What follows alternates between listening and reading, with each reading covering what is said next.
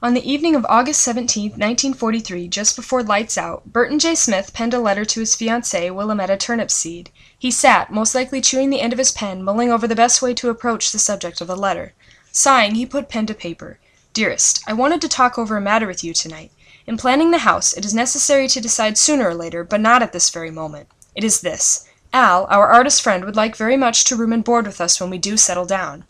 As a reader, we can sense his hesitation approaching the sensitive topic, but he plows onward and earnestly states the reason for the letter. Let Al live with us. He soon warms to the task and employs persuasion in his words. He first outlines all of the logical and financial advantages of having Al there.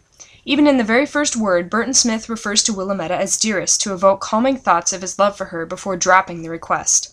Smith emphasizes only the benefits time and time again. Al can do no wrong.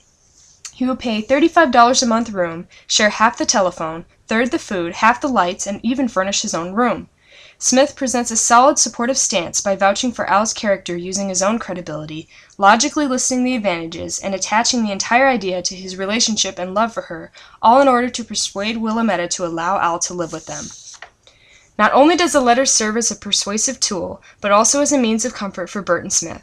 He pointedly refrains from mentioning his present situation until the end of the letter, his loneliness and negative attitude finally showing through.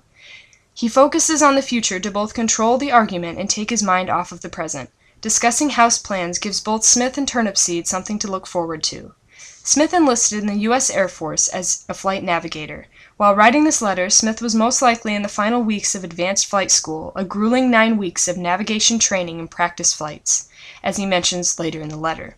In September of 1943, Smith was awarded his wings and achieved full rank.